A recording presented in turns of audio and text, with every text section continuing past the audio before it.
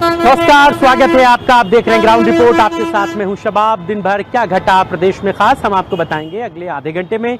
Bulletin की शुरुआत करेंगे अयोध्या से। बड़ी खबर आपको बताएंगे, जहां पर कल होने वाले प्राण प्रतिष्ठा के कार्यक्रम को लेकर सभी तैयारियां पूरी कर ली गई हैं। अयोध्या के राम मंदिर में दूसरी बार भव्य प्राण प्रतिष्ठा होने जा रही है और कल राम मंदिर में दूसरी बार प्राण प्रतिष्ठा का कार्यक्रम है। अभिजीत मुहूर्त में 8 मंदिरों की स्थापना होगी। इन मंदिरों में वैदिक अनुष्ठान चल रहा है। प्राण प्रतिष्ठा में मुख्यमंत्री योगी आदित्यनाथ भी शामिल होंगे। ये बड़ी खबर है इस वक्त आपके टीवी स्क्रीन पर अयोध्या से, जहां पर प्राण प्रतिष्ठा को लेकर उत्सव है, उमंग है, उत्साह है। कल राम मंदिर में दूसरी बार प्राण प्रतिष्ठा का कार्यक्रम होगा। अभिजीत मुहूर्त में 8 मंदिरों की स्थापना होगी। मंदिरों में वैदिक अनुष्ठान का कार्यक्रम चल रहा है और प्राण प्रतिष्ठा में मुख्यमंत्री योगी आदित्यनाथ भी हिस्सा लेंगे। ये बड़ी खबर है इस वक्त आपके टीवी स्क्रीन पर अयोध्या से। अनिल हमारे साथ, हमारे सहयोगी अयोध्या से जुड़ चुके हैं। अनिल, क्या तैयारी है, क्या उत्साह और उमंग दिख रहा है इस समय अयोध्या में? रामनगरी अयोध्या इस वक्त मुस्कुराती सी नजर आ रही है, क्योंकि एक बार फिर से जो अयोध्या रूपी इतिहास है, जिसकी संरचना 22 जनवरी 2024 को हुई थी, कल एक नए अध्याय में जुड़ने वाला है, जिसमें राजा राम अपने राजमहल में विराजमान होने वाले हैं। वो वक्त था जब युवराज राम अपने मंदिर में प्रवेश किए थे, अपने महल में प्रवेश किए थे 5 वर्षीय बालक के रूप में। लेकिन ये वक्त ऐसा है जहां भगवान श्री राम अपने परिवार समेत विराजने वाले हैं, अपने करीबियों के साथ मंदिर में विराजने वाले हैं। आपको बताते चलिए, जिस तरह से तैयारियां हैं उसको आप शुरुआत से अगर देखें तो उनके आने से पहले मंदिर का जो शिखर उसको सोने से मढ़ दिया गया और 2 जून से लगातार अनुष्ठानों का दौर शुरू हो गया। 2 जून को कलश यात्रा हुई। उसके बाद कल भी तमाम प्रकांड विद्वान जो कि बनारस से चलकर आए हैं, जयप्रकाश और उनके साथ 101 प्रकांड विद्वान वैदिक ऋचाओं के साथ मंत्रोच्चारण कर रहे हैं, जो पूजन पद्धति है उसका निर्वहन कर रहे हैं। और आज वही सिलसिला फिर चालू रहा और मेरे ठीक पीछे आप देख ही रहे होंगे कि किस तरह से श्रद्धालुओं की भारी संख्या पहुंची हुई है और ये सभी श्रद्धालु अपने आराध्य की झलक पाने के लिए पहुंचे हुए हैं। आज के कार्यक्रम की बात करें तो आज प्राण प्रतिष्ठा समारोह के दूसरे दिन आज विभिन्न अधिवास हुए तथा उत्सव विग्रहों का परिसर में भ्रमण कराया गया। आज यज्ञ मंडप के अलावा प्राण प्रतिष्ठा वाले स्थानों पर भी पूजन हुआ। प्रातः 6:30 बजे से यज्ञ मंडप में 2 घंटे तक आवाहित देवताओं का पूजन किया गया। अन्नाधिवास 9 बजे से 9:30 बजे तक संपन्न हुआ। तो वहीं पर यज्ञ मंडप में हवन 9:30 बजे से लेकर 10:30 बजे तक चला। देव स्थान व प्रसाद स्नान, देव विग्रहों का स्नान व तत्संबंधित प्रसाद का पवित्रीकरण 10:40 से शुरू हुआ, जो कि 12:40 तक चला। दोपहर 2 बजे से 3 बजे तक उत्सव विग्रहों को परिसर में भ्रमण कराया गया। परिसर में भ्रमण कराने के पीछे वजह यह रही कि जो सिक्योरिटी रीजन होते हैं उसको देखते हुए जो मूर्तियां हैं उसको परिसर में ही भ्रमण कराई गई। हालांकि पहले उसको पूरे नगर भ्रमण कराने की तैयारियां थी, लेकिन ट्रस्ट ने सुरक्षा के मद्देनजर इस कार्यक्रम में तब्दीली की और जो विग्रह थे उसको मंदिर परिसर में ही भ्रमण कराया गया। तो लगातार जो अनुष्ठानों को दौर है वो चल रहा है। तमाम प्रकार विद्वान हैं जिनकी निगरानी में ये सारी पूजन का कार्य चल रहा है। जी। और क्या कल जो कार्यक्रम होना है उसमें आम लोग भी शिरकत कर पाएंगे या आम लोग पूजन के बाद से दर्शन वगैरह कर पाएंगे? कब से श्रद्धालुओं के लिए ये मंदिर प्रांगण खोल दिए जाएंगे? देखिए शबाब, आपको बता दूं मैं कि दर्शन की जो प्रक्रिया वो दर्शन लगातार श्रद्धालुओं की चल रही है। दर्शन में कहीं भी कोई बाधा नहीं है। हाँ, जो वीआईपी पास है वो कल सारे के सारे पास निरस्त रहेंगे, ऐसा ट्रस्ट का कहना है। जो सूत्रों से पता चल रहा है, कल जो भी वीआईपी पास होंगे वो पूरी तरह से निरस्त होंगे। जो आम दर्शन है वो दर्शन सुचारू रूप से चलता रहेगा। और कल प्राण प्रतिष्ठा के वक्त तमाम गणमान्य सूबे के मुखिया योगी आदित्यनाथ मौजूद रहेंगे। आरएसएस विश्व हिंदू परिषद के तमाम लोग मौजूद रहेंगे। वहीं पर तमाम साधु संतों को भी आमंत्रित किया है, जो इस खूबसूरत मौके का साक्षी बनेंगे। जी ठीक है, शुक्रिया अनिल इस पूरी बातचीत के लिए। आप नजर बनाए रखिए, आगे जो अपडेट्स रहेंगे फिर लौटेंगे आपके पास। अयोध्या के बाद अगली खबर बरेली से आपको बताएंगे, जहां पर एक मदरसा संचालक पर रेप करने का आरोप लगा है। खबरों के मुताबिक मदरसा संचालक ने मदरसे में पढ़ाने वाली एक टीचर को काम के बहाने मदरसा बुलाया और उसके साथ छेड़खानी की। इसके बाद परिजनों ने मदरसा संचालक की ज़बरदस्त तरीके से पिटाई की है और बताया ये जा रहा है कि शिक्षिका के साथ हैवानियत की है, मदरसा संचालक ने उसके साथ रेप किया है। पिटाई का वीडियो सोशल मीडिया पर वायरल हुआ है। पुलिस ने आरोपी मदरसा संचालक को गिरफ्तार कर लिया है। बरेली से ये बड़ी खबर है इस वक्त आपके टीवी स्क्रीन पर, जहां पर मदरसे के एक टीचर के साथ मदरसे के संचालक ने हैवानियत का काम किया है, रेप किया है उस टीचर के साथ। और जैसे ही ये जानकारी टीचर के परिजनों को हुई, वो लोग मदरसा पहुंचे और वहां पर संचालक की पिटाई की। इसके बाद ये वीडियो सोशल मीडिया पर वायरल हो गया। फिलहाल पुलिस ने मदरसा संचालक को गिरफ्तार कर लिया। ये बड़ी खबर है इस वक्त आपके टीवी स्क्रीन पर, मदरसे से जुड़ी हुई बरेली से मदरसा संचालक पर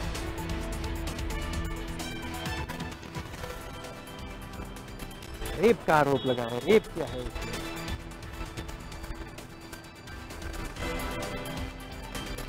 परिजनों ने मदरसा के संचालक की पिटाई की है।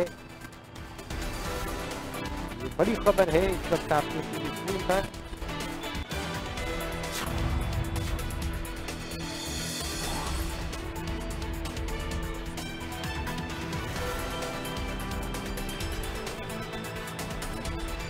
आलोक हमारे साथ, हमारे सहयोगी बरेली से इसी खबर पर जुड़ गए। आलोक, क्या जानकारी है? पुलिस ने आज एक जुबैर नामक व्यक्ति को गिरफ्तार किया है। उससे आरोप है कि उसने मदरसे में बुलाकर एक जो शिक्षिका है उसका रेप किया है। रेप करने के बाद वो बेहोश हो गई। घर वालों ने पता किया, जब वो घर पे नहीं रहती तो उन्होंने वहां पर जाकर देखा तो वो बेहोश हालत में मिली। तभी परिवारजनों ने जो मदरसा संचालक जुबैर था उसकी काफी पिटाई लगाई, लेकिन वो मौके बचाकर वहां से भाग गया। पुलिस फिर जो परिवारजन थे उन्होंने पुलिस में एफआईआर दर्ज कराई। एफआईआर दर्ज कराने के बाद पुलिस ने उसमें सूत्रों के हवाले से पता लगा कि जो उसने मुखबिर लगाए थे कि वो वहाँ किसी बाजार में छुपकर बैठा है। वहां पर जाके पुलिस ने उसको अरेस्ट कर लिया है। अरेस्ट करने के बाद उसको जेल भेज दिया गया। क्या मामला बताया जा रहा है, पुलिस क्या बता रही है?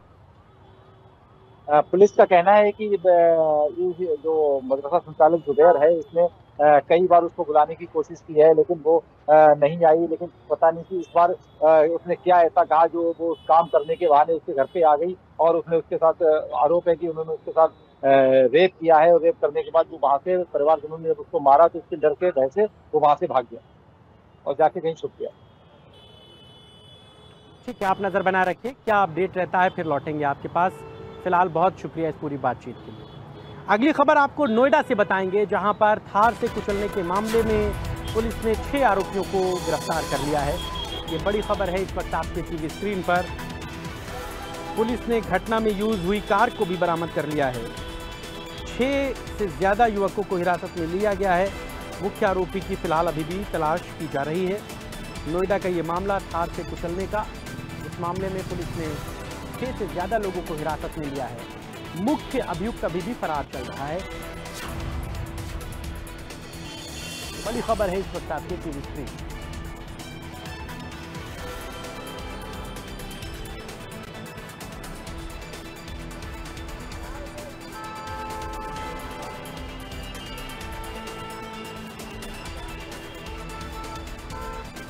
बड़ी खबर इस वक्त आपके टीवी स्क्रीन पर। नोएडा से, जहां पर थार गाड़ी से कुचलने के मामले में पुलिस ने कई लोगों को हिरासत में लिया है। महेंद्र हमारे साथ, हमारे सहयोगी नोएडा से सीधे जुड़ गए। महेंद्र, क्या था ये मामला, हमारे दर्शकों को डिटेल में बताइए और अभी पुलिस ने क्या एक्शन लिया? सदाब, देखिए ये पूरा मामला थाना 24 इलाके क्षेत्र का है। 2 दिन पहले सेक्टर 53 जो कि ग्रामीण एरिया है, वहां पर सौरभ और सुमित को जो है बुलाया जाता है और फिर पता चलता है कि उनके साथ मारपीट हो जाती है। तकरीबन 20 से 25 लोग मिलकर उसके साथ मारपीट कर लेते हैं। जब पुलिस इसकी जांच करती है तो पता चलता है कि ये पूरा मामला सोशल मीडिया पर कमेंट को लेकर ये पूरा विवाद बड़ा हुआ। और ऐसे में जो सौरभ है उसके ऊपर पहले तो ईंट से हमला किया, उसके बाद जो सुमित है उसके ऊपर थार गाड़ी चढ़ा दी, जिसमें दोनों घायल हो गए। सुमित को अनफानन में नोएडा के निजी अस्पताल में भर्ती कराया गया था, जहां उसकी हालत गंभीर थी। ऐसे में ये सवाल खड़ा होता है कि देखिए 72 घंटे बीत गए हैं, मगर अभी तक जो मुख्य आरोपी है वो पुलिस की गिरफ्त से बाहर है। फिलहाल इसमें पुलिस ने जो अभी तक एक्शन किया है जिस थार गाड़ी से इन्होंने घटना को अंजाम दिया था, यानी कि जिस थार गाड़ी से कुचलने की कोशिश की थी, उसको पुलिस ने अपने कब्जे में ले लिया है और तकरीबन 5 टीमों का गठन किया है, और जो कि पूरे एनसीआर में दबिश दे रही है, क्योंकि जो पीड़ित है और जो आरोपी पक्ष का जो कह रहे हैं कि काफी अच्छा संपर्क है नोएडा एनसीआर में, और इनका ट्रांसपोर्टेशन का काम है, शायद इसी के कारण ये बच निकल रहे हैं। क्योंकि लगातार सोचिए, नोएडा में अगर इस तरह की घटना सामने आती है तो कहीं ना कहीं जो हाईटेक पुलिस का नाम नोएडा पुलिस में शामिल होता है, उस पर सवाल खड़ा होता है। बस थार जब्त करने से ये पूरा मामला शांत नहीं होता। वहीं लगातार देख रहे हैं किस तरीके से जो पीड़ित पक्ष है उसका साफ तौर पे आरोप है कि देखिए, वो जो लोग हैं काफी बदमाश किस्म के लोग हैं, काफी पैसे वाले लोग हैं, काफी पावरफुल लोग हैं, इसलिए अब तक वो 72 घंटे बीत गए हैं, मगर अभी तक वो पुलिस की गिरफ्त में नहीं है। इसमें देखिए, कमिश्नर जो नोएडा की पुलिस कमिश्नर लक्ष्मी सिंह, उन्होंने इसमें लापरवाही बरतने पे एसएचओ श्याम शुक्ला, चौकी इंचार्ज और चौकी जो निरीक्षक है, उन तीनों को निलंबित कर दिया। इसमें एक बड़ी कार्रवाई है। उनका साफ तौर पे कहना है कि देखिए, जब ये वारदात हुई थी, जब दोनों के बीच लड़ाई झगड़ा हुआ था, अगर उसी वक्त ये अधिकारी को सूचना देते तो शायद आज जो आरोपी फरार है पिछले 72 घंटों से, वो पुलिस की गिरफ्त में होते, वो जेल में होते। मगर पूरे मामले में लापरवाही बरतने पे और अधिकारियों को अपने लूप में ना रखने से, सारी चीजों को मिसयूज, मिसगाइड और मिस इन्फॉर्मेशन देने के चलते जो थाना प्रभारी है श्याम शुक्ला, चौकी इंचार्ज गिजोड़ और प्रभारी निरीक्षक, उन सबको निलंबित कर दिया गया है। इसके साथ ही साथ जो 5 टीम है, वो लगातार प्रयास कर रही है कि कैसे जो मुख्य आरोपी है उनकी गिरफ्तारी कर ली जाए, क्योंकि 4 से 5 ऐसे लोग हैं जो मेन इसमें रोल में हैं। उनका जो पीड़ित का कहना है कि 4 से 5 जो मेन लोग हैं, उन्होंने हमारे साथ बहुत ज्यादा मारपीट की, और क्योंकि मामला सोशल मीडिया को लेकर है और पूरी वीडियो सोशल मीडिया पे वायरल हुई थी, आप देख सकते थे किस तरीके से। जी ठीक है, बहुत शुक्रिया इस पूरी बातचीत के लिए। आप नजर बना रखिए, आगे भी जो अपडेट्स रहेंगे फिर लौटेंगे आपके पास। अगली खबर जालौन से आपको बताएंगे, जहां पर साइबर ठगी का एक मामला सामने आया है। पुलिस ने भोले भाले लोगों को साइबर के जाल में फंसाकर उनसे पैसे ऐंठने वाले गिरोह का भंडाफोड़ किया। इस मामले में पुलिस ने 7 सदस्यों को गिरफ्तार किया है। इस गैंग के बताया जा रहा है कि गेमिंग ऐप के जरिए ये लोगों को निशाना बनाते थे। आरोपियों के पास से 133 ATM कार्ड बरामद हुए। इनके पास से 108 पासबुक, 33 चेकबुक भी मिली है। ये बड़ी खबर है इस वक्त आपके टीवी स्क्रीन पर। जालौन से ये बड़ी खबर है, साइबर ठगी का शिकार करने वाले एक बड़े गैंग का भंडाफोड़ हुआ है। 133 ATM कार्ड, 108 पासबुक, 33 चेकबुक इनके पास से बरामद हुई है, और मामला बेहद चौंकाने वाला है। जालौन की ये खबर, जहां पर साइबर ठगी के मामले में पुलिस ने 7 लोगों को गिरफ्तार किया है। गेमिंग ऐप के जरिए ये लोगों को ठगते थे, अपना निशाना बनाते थे। आशीष हमारे सहयोगी इसी खबर पर जालौन से सीधे जुड़ गए। आशीष, क्या है पूरी जानकारी?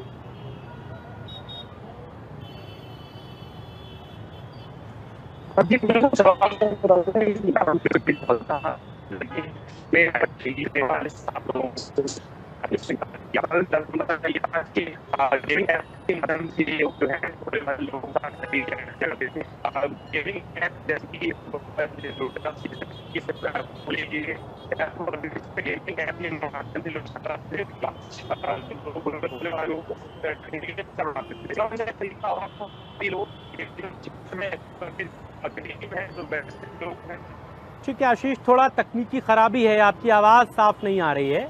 हम आपसे फिर जुड़ेंगे, फिर आगे जानकारी हासिल करेंगे। फिलहाल शुक्रिया इस पूरी बातचीत के लिए। जालौन के बाद कासगंज से अगली खबर है, जहां पर 13वीं का भोज खाने गए कई लोग फूड पॉइजनिंग का शिकार हो गए।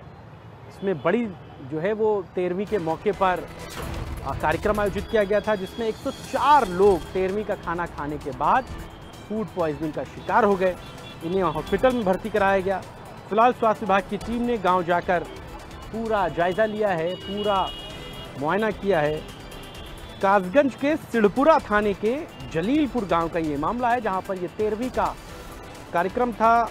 लोग 13वीं के भोज में गए थे और वहां पर खाना खाने के बाद 100 से ज़्यादा लोग फूड पॉइजनिंग का शिकार हो गए। इन सबको अलग अलग हॉस्पिटल में भर्ती कराया गया। उल्टी दस्त की शिकायतों के बाद इन लोगों को अस्पतालों में भर्ती कराया गया है। फिलहाल स्वास्थ्य विभाग की टीम ने गांव जाकर लोगों का इलाज किया है, किसानों को देखा है। ये बड़ी खबर है इस वक्त आपके टीवी स्क्रीन पर। जलीलपुर गांव का ये पूरा मामला है।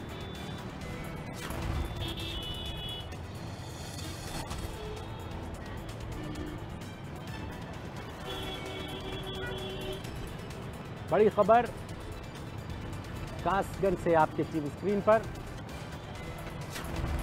जुम्मन हमारे साथ, हमारे सहयोगी इसी खबर पर कासगंज से सीधे जुड़ गए। जुम्मन, क्या जानकारी है? जी सभा में आपको बता दो, ये पूरा मामला कासगंज जनपद के थाना सोपड़ा क्षेत्र के जलीलपुर गांव का है, जहां एक 13वीं भोज दावत जो हो रही थी, उसमें लोग जो है गए हुए थे खाना खाने के लिए। वहीं इसमें इस दौरान खाना खाने के दौरान जो है 104 लोगों की अचानक से तबीयत बिगड़ गई और जिनके पेट में दर्द, उल्टी, दस्त होने लगे। वहीं एक गाँव में हड़कंप मच गया। वहीं गाँव के लोगों ने जो है इसकी सूचना स्वास्थ्य विभाग की टीम को दी और स्वास्थ्य विभाग की मौके पर पहुंची, जहां उनको जो बीमार हुए थे उनको दवाएं दी और उनका इलाज किया और उनकी हालत खतरे से बाहर बताई जा रही है। लेकिन अभी ये स्पष्ट नहीं हो सका है जो खाना खाने से जो लोगों की हालत बिगड़ी थी, ये खाने में क्या वजह रही ऐसी जिससे लोगों की इतनी बड़ी हालत बिगड़ गई और अफरा तफरी का माहौल हो गया। जी सवाब। अभी किसी की तबीयत नाजुक तो नहीं है? किसी को अस्पताल में भर्ती कराना पड़ा? जी सभा में आपको बता दूं, जो गांव के लोग थे उनको जो स्वास्थ्य विभाग की टीम गांव में पहुंच गई थी, वहीं उनका इलाज किया गया, उनको दवाएं दी गई। किसी को भी बाहर परिजनों के द्वारा इलाज के लिए नहीं ले जाया गया। वहीं उनका गांव में ही स्वास्थ्य विभाग की टीम के द्वारा इलाज किया जा रहा है और आज भी स्वास्थ्य विभाग की टीम ने कैंप लगाकर जो है वहाँ के लोगों को जो बीमार हुए थे उनको दवाएं वितरित की और उनकी हालत अभी खतरे से बाहर बताई जा रही है। जी सभा। ठीक है, बहुत शुक्रिया जुम्मन इस पूरी जानकारी के लिए। आप नजर बना रखिए खबर पर, आगे जो अपडेट्स रहेंगे फिर लौटेंगे आपके पास। अगली खबर उत्तराखंड से, जहां पर धामी कैबिनेट ने आज कई प्रस्तावों पर मोहर लगा दी। उत्तराखंड के मुख्यमंत्री पुष्कर सिंह धामी की अध्यक्षता में हुई कैबिनेट की बैठक में 12 प्रस्तावों पर मोहर लगी है। इनमें टैक्स माफी और पेंशन के लिए कई बड़े फैसले लिए गए हैं। वाहन कन्वर्जन पर सब्सिडी प्रक्रिया को सरल कर दिया गया है। इसके अलावा पर्यावरण मित्रों के लिए बड़ा प्रस्ताव पास हुआ है। मृतक आश्रित सुविधा में भी पर्यावरण मित्र रखे जा सकेंगे। ये बड़ी खबर है इस वक्त आपके टीवी स्क्रीन पर। उत्तराखंड में उत्तराखंड सरकार ने कैबिनेट की बैठक में कई महत्वपूर्ण फैसलों पर मोहर लगाई। ये 4 मत थे, ये 4 योजनाएं हैं पर्यटन विभाग की, जिसको माननीय मंत्रिमंडल द्वारा आज सहमति दी गई। जैसा कि आप विदित ही हैं कि बद्रीनाथ में मास्टर प्लान के अनुसार जो बद्रीनाथ का विकास का कार्य चल रहा है, उसमें मास्टर प्लान में ये व्यवस्था थी कि हम कुछ आइकॉनिक स्ट्रक्चर्स या आइकॉनिक कलाकृतियां वहाँ पे बनाएं। उसमें आज 4 योजनाओं को CSR के माध्यम से, मतलब प्राथमिकता CSR के माध्यम से कराने की होगी और यदि CSR की व्यवस्था नहीं हो पाती तो स्टेट गवर्नमेंट या सेंट्रल गवर्नमेंट के बजट से करने की आज माननीय मंत्रिमंडल द्वारा अनुमति दी गई। उसमें पहला कार्य जो है ये शेष नेत्र लोटस वॉल का है। एक शेष नेत्र लोटस वॉल बनाई जाएगी, यानी कि जो विष्णु भगवान से संबंधित जो आइकन्स हैं उनको बनाए जाने की आज सहमति दी गई। ये पहला है शेष नेत्र लोटस वॉल, जो हमारा बद्रीनाथ का एक लेक फ्रंट बन रहा है, वहां पे इसको बनाए जाने की आज सहमति दी गई।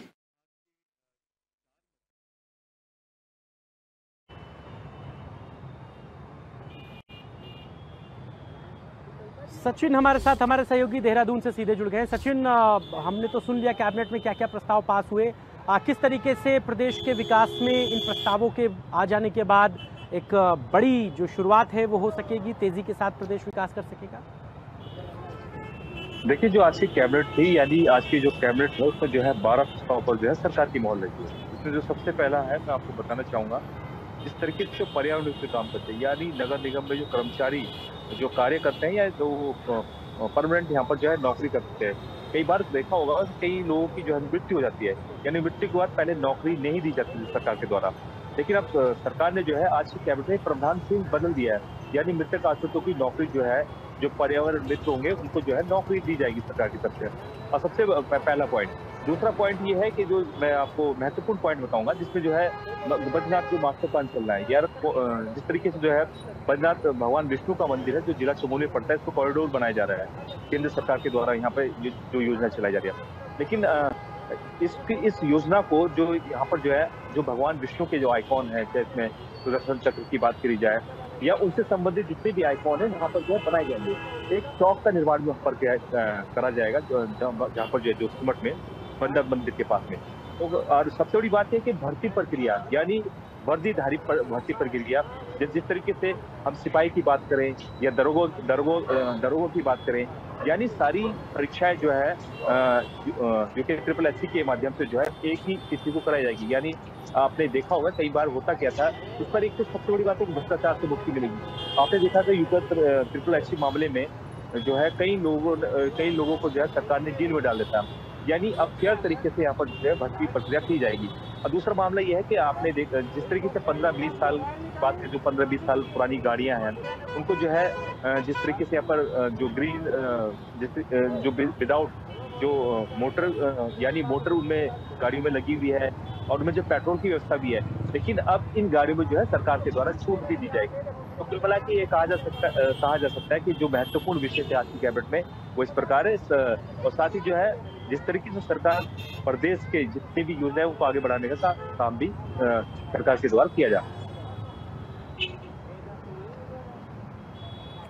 और जिन प्रस्तावों पर मोहर लगी है ये बड़े महत्वपूर्ण प्रस्ताव हैं, और किस नज़रिए से इसको देखा जाए, तमाम जो बचे हुए प्रस्ताव हैं 12 में जो और दूसरे प्रस्ताव हैं वो किस तरीके से महत्वपूर्ण हैं? देखिए, सबसे बड़ी बात अगर बात करी जाए तो जिस तरीके से जो है सरकार ने जो है हम बात करें जो सब्सिडी प्रक्रिया जो है मैं आपको बताना चाहूंगा कि 12 प्रस्ताव पर मोहर तो सरकार ने लगाई है, लेकिन इसमें जो है जिस तरीके से मैंने आपको बताया, एक जो महत्वपूर्ण विषय था वो बद्रीनाथ में जो कॉरिडोर बनना है। दूसरा पर्यावरण मित्रों को, यानी मृतक आश्रितों को जो है 800 जो पर्यावरण मित्र है उनको जो मृतक आश्रितों को जो है नौकरी सरकार दी जाएगी। सबसे उसके बाद जो है जो जिस तरीके से यहाँ पर भर्ती प्रक्रिया होती है, यानी अलग अलग डिपार्टमेंट की, पुलिस विभाग की अगर बात की जाए, सिपाही की भर्ती अलग होती है या दरोगों की भर्ती अलग होती है, तो इन सब परीक्षाओं को जो है एक ही उसमें कराया जाएगा, यानी एक ही पाली में सारी परीक्षाओं को समाप्त करा जाएगा। आपने देखा होगा कि लगातार प्रदेश की अगर बात करें तो प्रदेश में जिस तरीके से पॉल्यूशन बढ़ रहा है, हम उदाहरण के लिए दिल्ली का लेते हैं, क्योंकि दिल्ली में जो 15-20 साल पुरानी गाड़ियां चाहे डीजल की हो या पेट्रोल की हो, वो बंद कर दी गई वहाँ की सरकार के द्वारा। तो यहाँ पर भी सरकार ने यहाँ तो बंद तो नहीं किया, लेकिन हाँ इतना जरूर है, जो अगर मान के चलो हम गाड़ी खरीदना चाहते हैं विदाउट डीजल वाली या पेट्रोल वाली, क्योंकि अब जो है विदाउट जो है अब जो गाड़ियां हैं वो मोटर वाली हैं, यानी कुल मिला के ये कहा जा सकता है उसकी वो जो गाड़ियां उसको जो है छूट दी गई है सरकार के द्वारा। तो कुल मिला के ये कहा जा सकता है जिस तरीके से एक जो हम अगर बात करें पेंशन की बात करें, तो पेंशन जो है जिस तरीके से नहीं हो पाती थी, तो उसमें जो है सरकार ने गवर्नमेंट कर्मचारियों के लिए अब पेंशन का प्रावधान भी जो है आज की कैबिनेट में जो है किया है। तो कुल मिला के कह सकते हैं कि आज जो 12 महत्वपूर्ण बिंदु थे उनमें से जो है मैंने आपको विस्तार से बता दिया जो महत्वपूर्ण विषय थे। कुल मिला के कह सकते हैं आज की जो धामी की कैबिनेट बैठक हुई थी उसमें जो है तमाम इन जो 12 महत्वपूर्ण विषय थे इन पर जो है चर्चा की गई।